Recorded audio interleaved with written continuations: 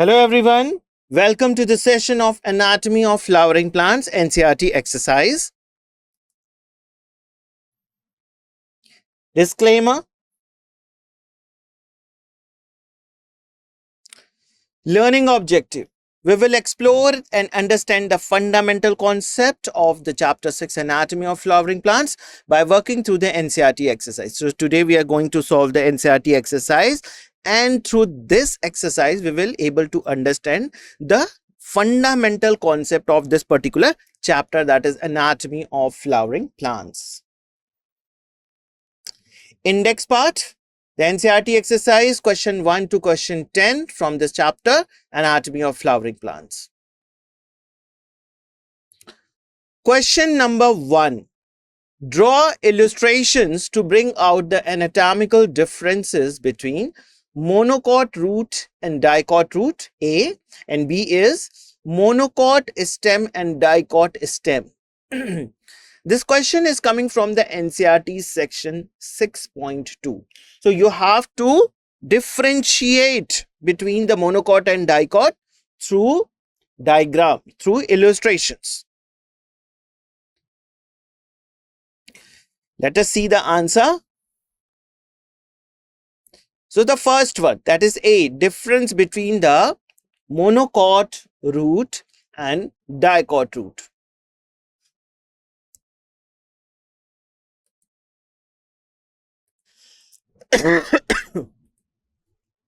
So here you can see the diagram clearly, very clear diagram here, the dicot root and the monocot root.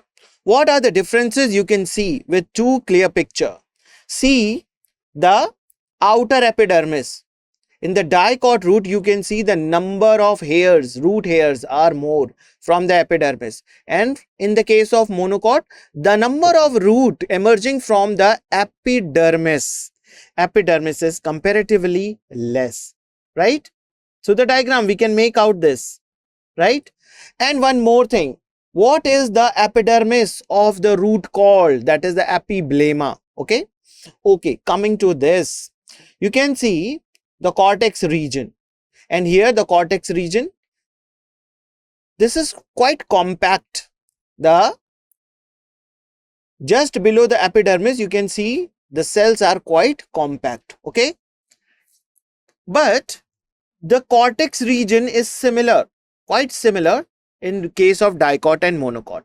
Then there is an endodermis region. You can see here endodermis region, and here also you can see the endodermis region. Okay, what you see in the case of pericycle, the pericycle layer, right? Both are having the pericycle, but you see the difference between the xylem and phloem bundles, number of xylem and phloem bundles. You can see 4 xylem bundles, right? And 4 phloem bundles similarly alternate because they are showing the radial type of arrangement here. Okay, and what you see here in the case of monocot, they are having the larger numbers of the xylem bundles, 1 2 3 4 5 6 7 8, right? Polyxylic, this condition is called as polyxylic, whereas in the case of dicot, you can see just 4 xylem bundles, so tetraxylic condition, right? And alternate phloem is here. So similarly, the phloem's bundles are also larger as they alternate with the xylem as you compared with the dicot. So this is the differences. You can see the pith region here, right? The pith region is also here. The pith is larger in the case of dicot root. Okay, let us see the monocot stem and dicot stem.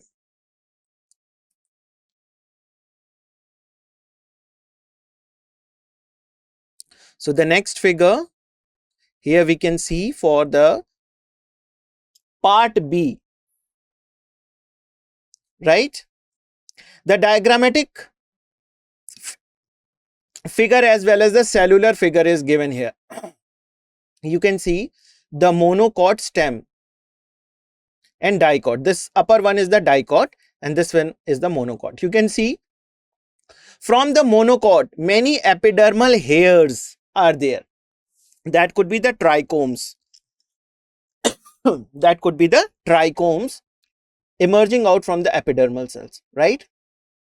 And just below the epidermis, there is, you can see the collenchyma cells. Collenchyma is making the hypodermis, because in the case of stem of dicot, the cortex region has been divided into three parts, right? Hypodermis, okay, hypodermis, then middle cortex region, and then innermost endodermis, right? So hypodermis, then middle cortex region, that is made up of parenchyma, and endodermis is also made up of the parenchyma. So three regions of the cortex you can see in the case of dicot stem. Coming to the monocot, you can see no hairs are present on the epidermal surface in the case of monocot stem. First difference you can see, right? Through the diagram only. Through the diagram only. Okay. And see the hypodermis region. Hypodermis. In the case of monocot, it is, instead of collenchyma, it is made up of sclerenchyma, right? So this is the difference we see in the case of monocot and dicot, right? Monocot and dicot. Next, you can see regarding the vascular bundle and also the this pericycle. You can see the pericycle in the case of dicot present just below the endodermis, just below the endodermis. Okay, and what you see here, the vascular bundles, right? You can see the vascular bundle. They are radially arranged in a circle like things. See, and you see in the case of monocot, the vascular bundles are randomly scattered in the ground tissue, And you see the smaller vascular bundles, they are present at the periphery. Whereas the larger one, they are present at the center. And one more difference regarding the vascular bundles. The vascular bundles of the monocot, they are surrounded by the sclerenchymatous, some of the sclerenchymatous cell. And this type of arrangement is totally absent in the case of dicot. The vascular bundles are not surrounded by the sclerenchymatous. Instead, they are surrounded by the parenchymatous cells, right? And one major difference we see in the case of dicot and monocot vascular bundle. The dicot vascular bundle, in between the phloem and xylem, what you see, there is a cambium layer. That is also known as lateral meristem, right? And due to the presence of this cambium, there is an active secondary growth we see in the case of dicot. But the cambium layer is totally absent in the case of monocot, right? Between the xylem and phloem, there is absence of the cambium layer. Okay? Okay. Sir, could you please explain the Casparian bands? Okay, Casparian bands. Casparian bands are the specialized structure found in the endodermis of the plant roots, right? They are special structure that are present in the endodermis, and these are the band like thickened in the cell walls of the endodermis. They are walls. Okay, they are these strips or the bands are present over the endodermis. And why they're thickened? Because primarily they're composed of suberin, a waxy substance. A type of waxy substance is there, and that is impermeable to water and solutes, right? Endodermis is surrounded or covered by this Casparian band, and that is made up of the suberin waxy substances. Now, this barrier regulates the movement of water and nutrients into the plant vascular system, ensuring selective uptake, right? That is the selective uptake. Okay. And this endodermis is the innermost layer of the root cortex region, right? Made up of Casparian strip, made up of the suberin substance. And this is the barrier that provide the barrier. and provide the selective uptake of the substances. Okay. They are present in the roots of all the higher plants, right? Both the dicot, okay, the dicot and some of the monocot as well. So this is the Casparian regarding the Casparian strips. Okay.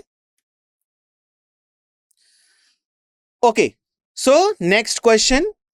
Cut a transverse section of a young stem of a plant from your school garden and observe it under the microscope. How would you ascertain whether it is a monocot stem or a dicot stem? Give reasons. Very, very important question. It means that just by seeing the anatomical structure, okay, just by seeing the anatomical structure of the this monocot or dicot stem, you can make out, okay, this one is the monocot and this is the dicot, just by seeing the internal structure of the stem. So how you can do this? Give reasons. This question is coming from the NCERT section 6.2. Let us see the answer of this question. The following characteristic can be used to distinguish it is in the monocot or a dicot stem. So here you can see dicot stem. Vascular bundles are arranged in a ring. First thing, the vascular bundles are arranged in a ring like a structure. If you see the vascular bundle, if they are arranged in a ring like a structure, then obviously it is a dicot stem.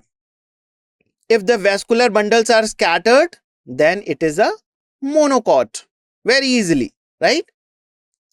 Vascular bundles are open, and for this you have to see the vascular bundle, inside the vascular bundle, whether they are having the presence of cambium or not. If the cambium is present, then it is an open type of vascular bundle, right? And if the cambium is absent, then they are having the closed type of vascular bundle with bundle sheath, right? So by this you can differentiate the dicot stem and the monocot stem. And not only this, you can see, yes, one more difference you can see. Identification of the trichomes. Stems should have trichomes. The dicot stem generally have the trichomes on their epidermal surface, but the monocot is not having any trichomes like things. Yes, see the vascular bundle, circularly arranged. Vascular bundles are circularly arranged in the case of dicot, whereas in the case of monocot, they are scattered, randomly scattered, right? So just by seeing the vascular bundle, you can make out whether the stem is dicot or monocot, right?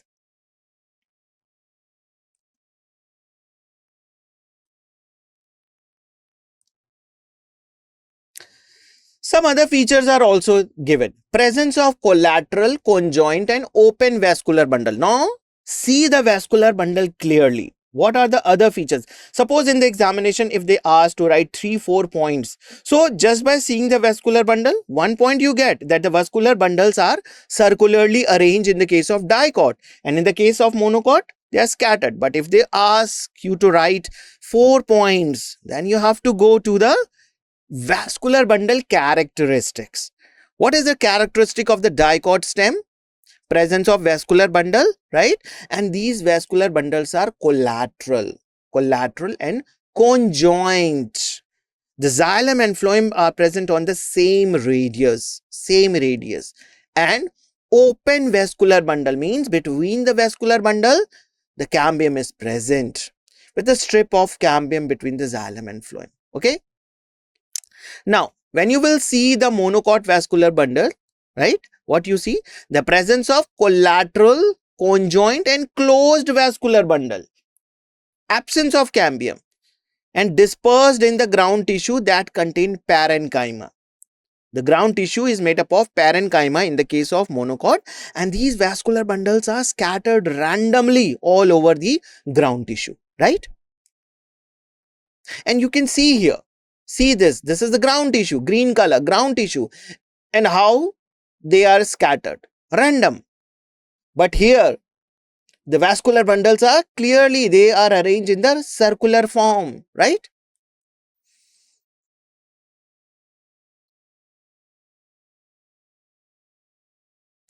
Some other point. Ground tissue can be differentiated into the parenchyma, collenchyma, endodermis, pith, and pericycle, right? The hypodermis, collenchymatous, middle ground tissue, middle cortex tissue, parenchymatous. There is an endodermis layer. There is a proper pith and pericycle region. Coming to the monocot. Phloem, this is not having any such a demarcation of the ground tissue. Ground tissue is similar or of one type of cell, parenchymatous. They are not divided into three types of the cortex region or cortex zone that we see in the case of dicot. Medullary rays are found between the vascular bundles. Yes, they are parenchymatous in nature, and the vascular, between the vascular bundles, medullary rays are present, right? And here in the case of monocot, phloem parenchyma is absent and the water containing cavities are present in the xylem, right? Next question. The transverse section of a plant material shows the following anatomical features. A. The vascular bundles are conjoined, scattered, and surrounded by the sclerenchymatous bundle sheath. B. Phloem parenchyma is absent. What will you identify it as? So they have given the characteristics. They have given the characteristics. You have to identify what type of anatomical feature you see in which parts of the plant, right? So this question is again coming from the NCERT section 6.2. Let us see the answer.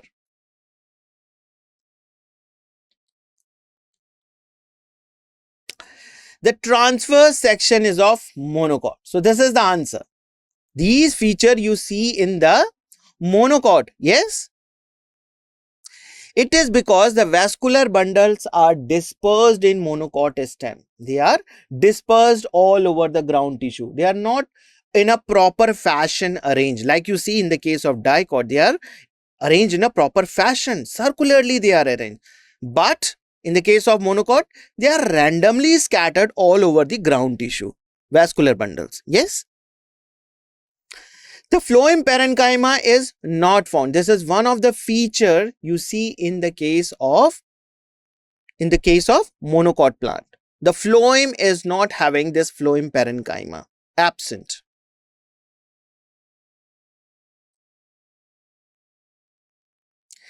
Next question. What is stomatal apparatus? Explain the structure of stomata with a label diagram, right? They are talking about the stomatal apparatus and structure of stomata, right? This question is coming from the NCERT section 6.1.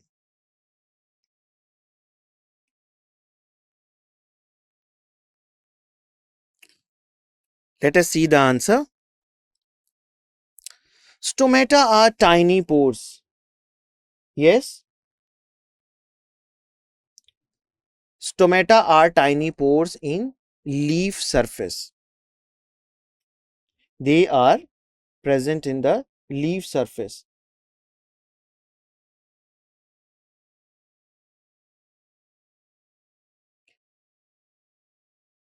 And these tiny pores or the stomata, they are the present on the which system, which tissue system? Epidermal tissue system. These stomata are present in the epidermal tissue system on the leaf surface. They control water loss and gas exchange. Yes, they control the water loss and gas exchange. How the water loss occur here, how the gas exchange occur. So these tiny pores actually allow the gases exchange and water loss at the time of transpiration, right? So this stomata is very, very important. Each stoma has two guard cells surrounding a pore. The stomata is made up of two guard cell, bean shaped, bean-shaped guard cells that is surrounding a pore-like structure. Guard cells are dumbbell shaped. If you see the guard cells, what is the shape of them? In the case of monocot, they are dumbbell shaped. In the grasses, mostly in the grasses, they are in the dumbbell shape with a thicker inner walls. The walls of the stomata are thicker inner side, and outer side it is thin.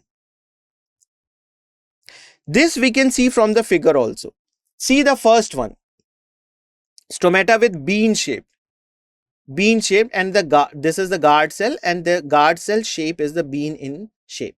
So they are having the chloroplast. Inner side of the guard cell, it is having the thick wall, and the outer side it is having very thin wall.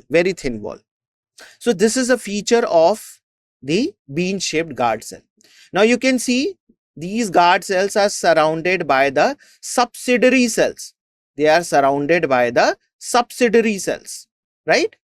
And you can see the number of subsidiary cells, 1, 2, 3, 4, right? 4 subsidiary cells. And when these guard cells open, the stomatal pore, you can see it is opened. When they stretch, so stretching is provided by the inner thick wall of this guard cell. Coming to the next one, this dumbbell shaped. You can see the guard cell is of dumbbell shaped. Thicker inner walls. Again, this is having the inner wall very thick. Okay, and see the number of subsidiary cells. 2 only. One this side and one this side, right?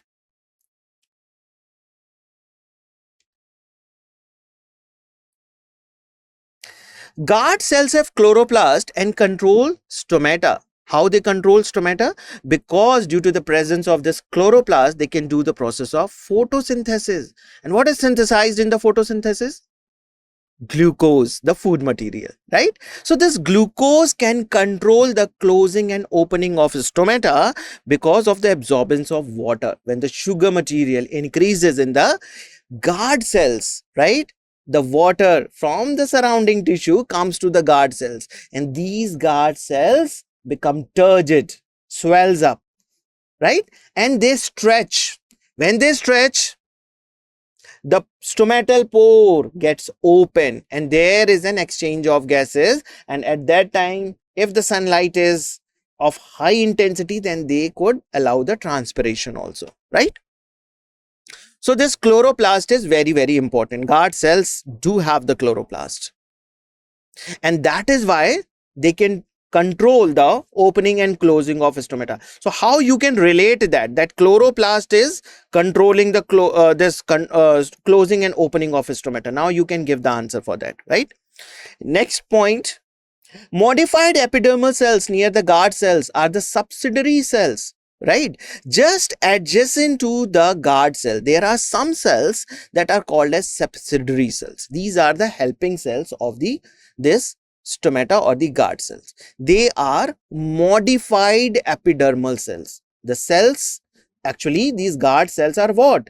They are made up of the epidermal cells only. The epidermal cells get modified and they take the shape of the guard cells, right? And they make this stomata. Guard cells, pore and subsidiary cells form the stomatal apparatus. So this was the question, that what is stomatal apparatus? So guard cells, the stomatal pore and surrounding subsidiary cells, okay, they all makes up this stomatal apparatus. They make this stomatal apparatus. Okay. So you can see this is the stomatal apparatus, the subsidiary cells, the guard cells and the stomatal pore. That makes up the apparatus. Next question, name the 3 basic tissue system in the flowering plants. 3 basic tissue system in the flowering plants. Give the tissue names under each system. This question is coming from the NCERT section 6.1. Let's see the answer of this question. Following are the three basic tissue system in flowering plants. Epidermal tissue. Epidermal tissue system. The epidermal tissue system includes the epidermis and the epidermal appendages. Yes, these epidermal tissue system, they include the epidermis and the epidermal appendages. What are the epidermal appendages? The stem hairs or the trichomes, right? The epidermis comprises the epidermal cells and the guard cells. These epidermis, they comprises, means they are made up of the epidermal cells and the guard cells. Epidermis modification forms these guard cells.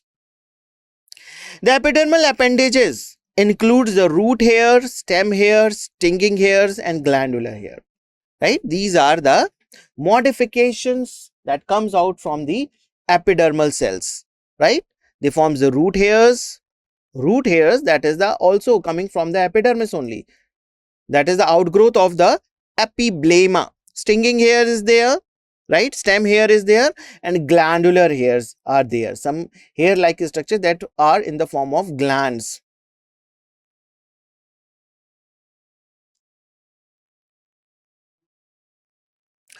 The ground tissue system. The ground tissue system is made up of the simple tissues such as parenchyma, collenchyma and sclerenchyma. These are the three ground tissue system, right? Three ground tissue system.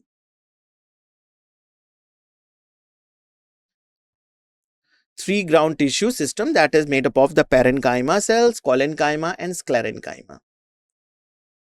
Vascular tissue. Now comes the third type of tissue that is called as vascular tissue system. The vascular tissue system consists of complex tissue such as xylem, phloem and vascular cambium. Right? These three types of xylem, phloem, okay, and cambium layer is also there in between the xylem and phloem. All these are included in the vascular tissue system. So these are the three different types of tissue system. Next question. How is the study of plant anatomy useful to us? How this study, if you are studying this chapter, how it is useful to us? Let us see the answer of this question.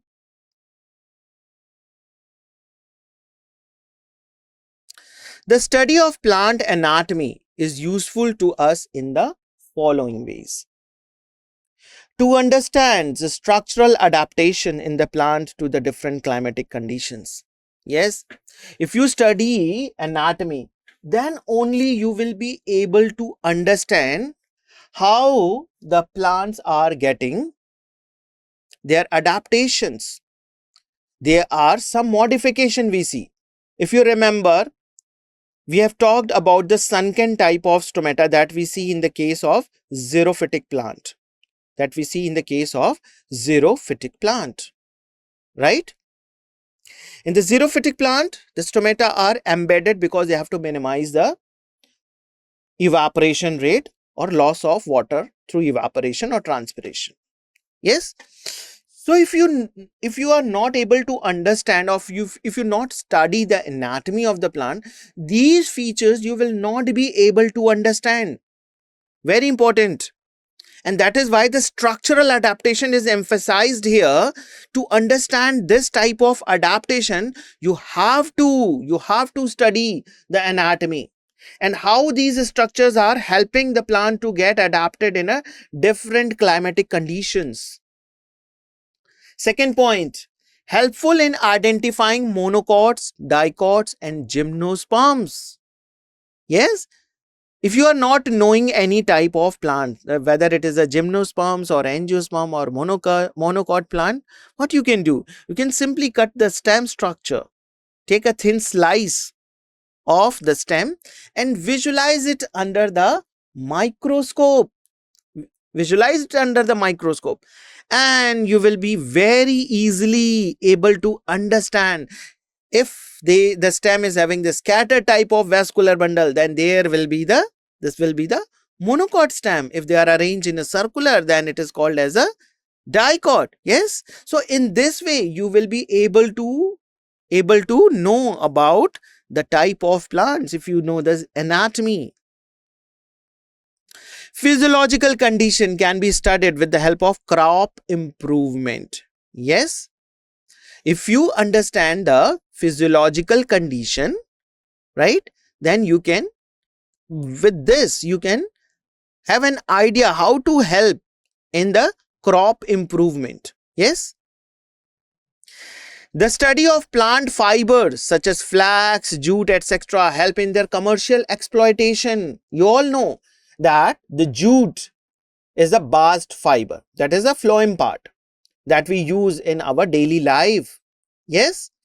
So how this plant is helping to us?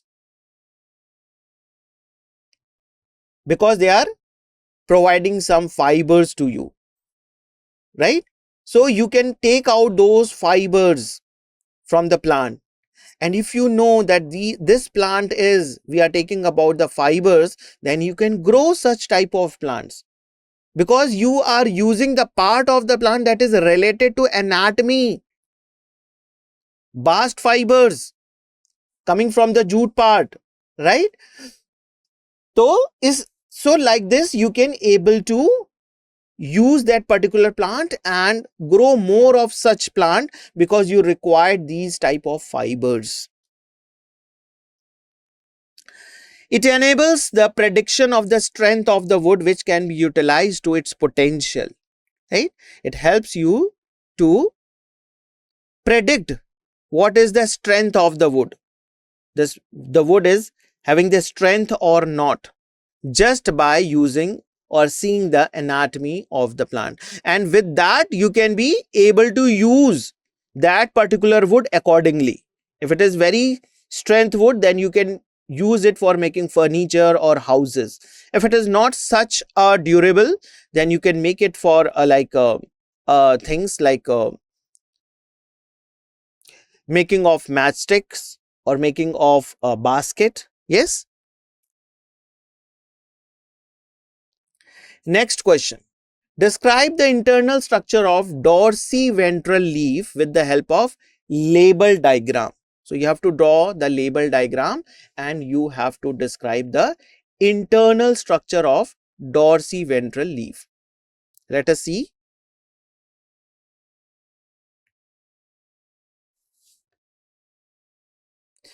The vertical section of the dorsiventral leaf consists of three different parts, and they are: first is epidermis, found on adaxial upper and abaxial lower epidermis. Yes. So they are having the upper epidermis, that is the adaxial part, and they are having the lower epidermis, that is called abaxial, lower epidermis. Epidermis covered with the cuticle. Both the epidermis, upper epidermis and lower epidermis, they are covered with the cuticle part, right? A waxy substance. Lower surface has more stomata. Dorsiventral leaf, this is the feature of the dorsiventral leaf, that the lower surface is having more number of stomata as you compared to the upper surface. Yes. So here you can see the diagram. You can see the diagram.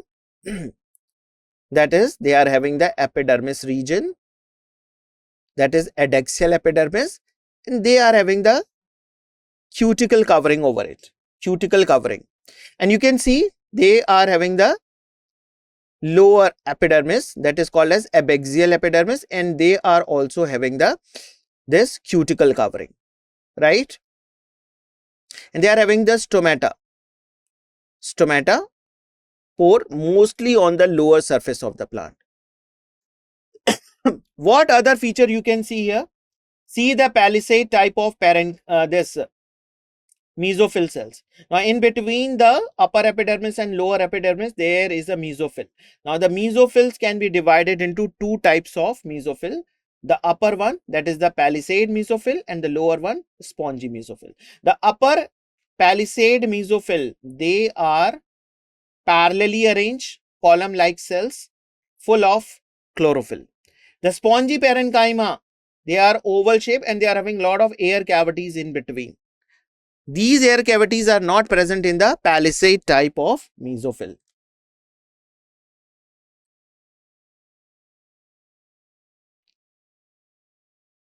Now we will see the mesophyll found between the abaxial and adaxial epidermis. Divided into palisade and spongy parenchyma. The parenchyma is of two types. Just now we have seen the palisade type of parenchyma and the spongy type of parenchyma. Palisade has tall compact cell. If you see the palisade type of parenchyma, they are tall and compact cell. There are no intercellular spaces in between.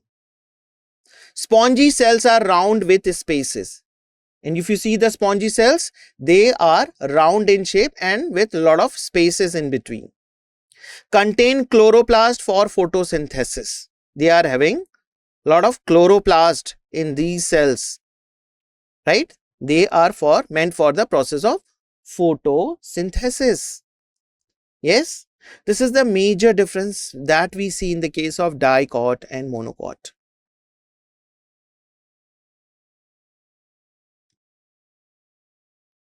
Vascular system. The vascular bundles that are found in leaves are closed and conjoint.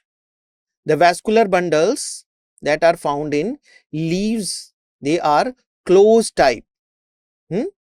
Closed type means they are having closed and conjoint, which are engirdled by the thick layers of bundle sheath cells.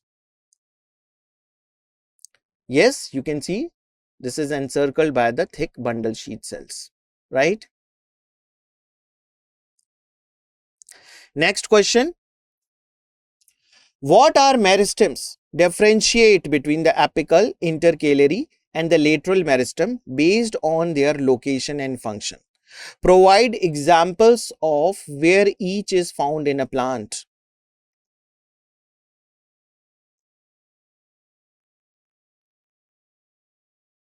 Here's a detailed comparison of the three types of meristem in tabular form.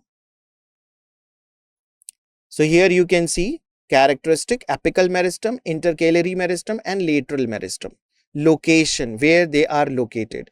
Located at the tips of the roots and shoot. They are located at the tips of roots and shoots. Apical meristem. Intercalary meristem found between the mature tissue. Intercalary meristems are found in the mature tissue. And lateral meristem, if you see, they are located parallel to the sides of the stems and root. Right? Lateral meristem, they are present, and the cambium layer is actually the lateral meristem. Right? Intercalary meristem, they are found between the mature tissue. And what are the mature tissue there? The nodal region, they are having this axils of the leaf. Between the axils of the leaf and the stem, there is the presence of intercalary meristem. Coming to the function part. Primary apical meristem, primary growth. The plant increases lengthwise. The shoot is growing because of the apical meristem, and the root is also growing because of the apical meristem. If you talk about the function, for next function, formation of a new leaves and flowers at the tip, root elongation because the root is also having the apical meristem. Establishment of the basic plant body. Intercalary meristem, growth in leaves. Growth in leaves we see through this intercalary meristem. New leaves arises from there. And the rapid growth after the grazing. When they're grazing, when the plant graze the herbivores, graze the green plants, then at this intercalary meristem, the leaves comes very fast, right? Lateral meristem function. Secondary growth thickness. We see the thickness in the plant, or in the case of a stem, formation of lateral organs and increases in girth. girth wise it increases. Examples in plants: apical meristem. Apical meristem, root apex, shoot apex, they are present in the flower birds, leaf birds. Yes.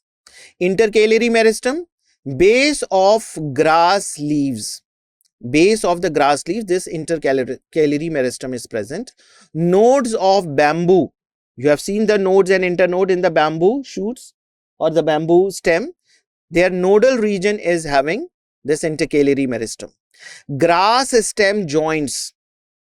Yes, grass stem joints also having the such type of intercalary meristem. Lateral meristem, vascular cambium, cork cambium and phallogen. These are having the form of lateral meristem.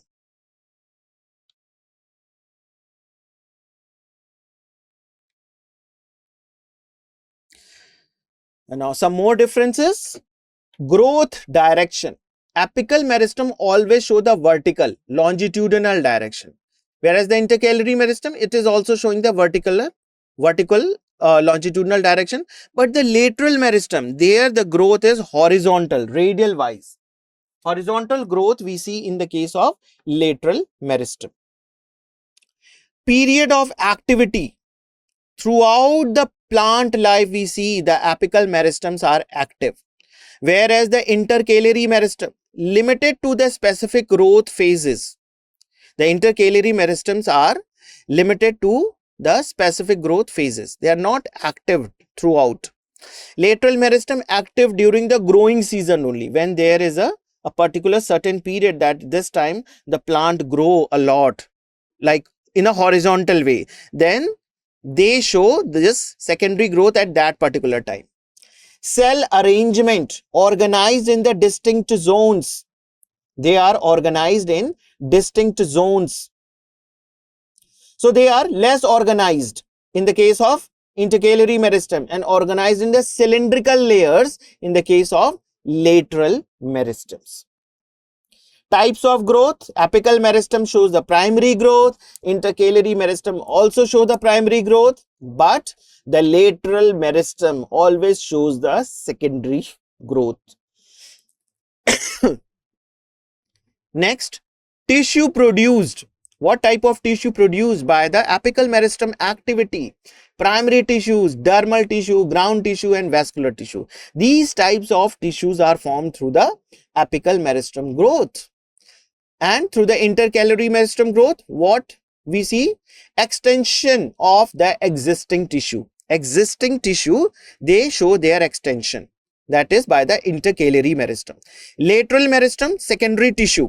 Secondary xylem and phloem and the cork, right? These originate through the secondary growth.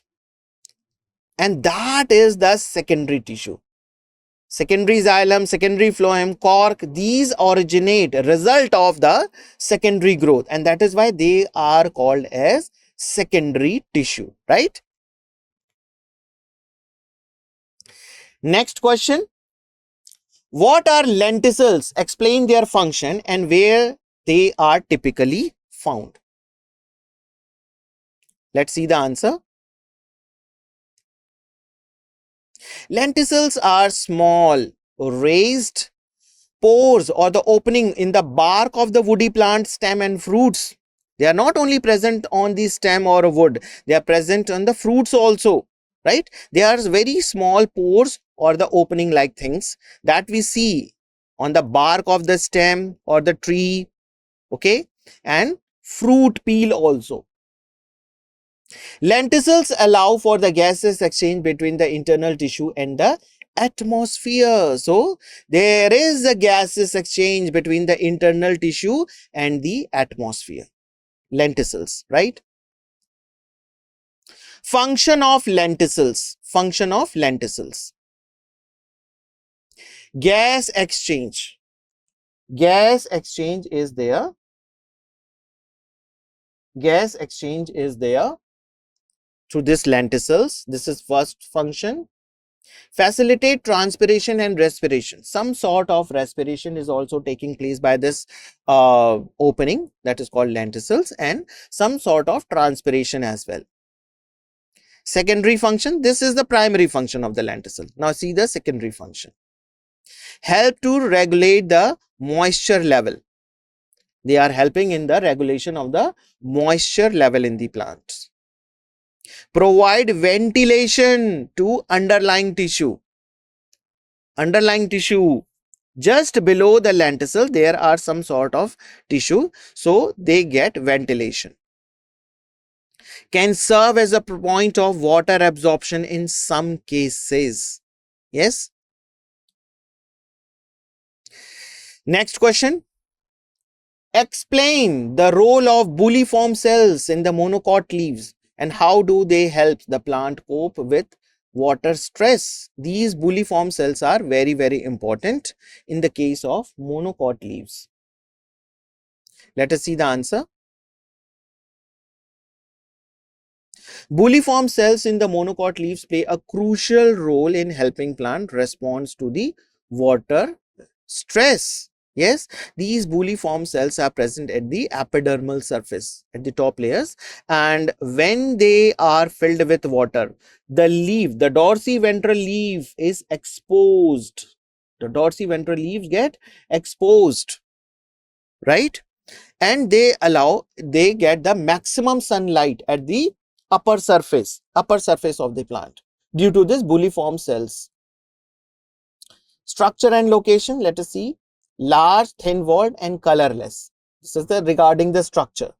They are large cells, very thin-walled and no color they have. Located on the upper epidermis. See, this is the location. They are located on the upper surface of the epidermis.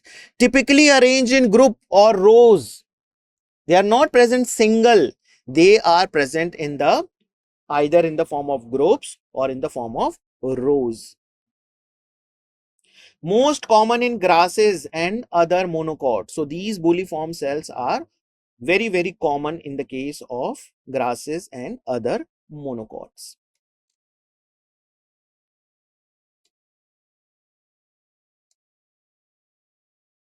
Primary function.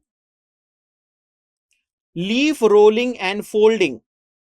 This is one of the function. They roll the leaf when the plant is not having excess amount of water or adequate amount of water in the plant. At that time, they become flaccid, right? They are not having water, these bulliform cells. So they roll, they allow the rolling of the leaf. And at that time, the leaf will not get much sunlight. Why they are doing so? So that they could minimize the rate of transpiration, right? Lose turgor pressure during the water stress. When there is water stress means less amount of water. So turgidity of the cells become less and they lose water. The water comes out from those cells. Cause leaves to roll or fold inward, right? Rolling means folding of the leaves towards inward size. And this reduces the surface area exposed to the sun or air. In this way, the area that is exposed to the sun get less.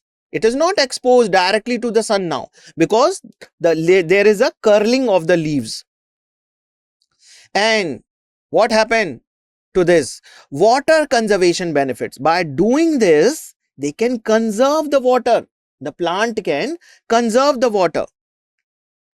Decrease the transpiration rate as it is not exposed directly to the sunlight, right? The stomata will close and they will not allow the water to come out because already there is a scarcity of water inside the plant. Creates humid microenvironment. So in this way, they created a humid environment outside and protect the stomata. In this way, the stomata would not get damaged and they could protect because stomata is very, very important. Photosynthesis to occur, this stomata is the key point because through that only there is a gaseous exchange. If this stomata get damaged, then there will be the effects on the photosynthesis. reduces light exposure, and this also reduces the light exposure. Okay, so I end up this session today here. Thank you very much for attending today's session.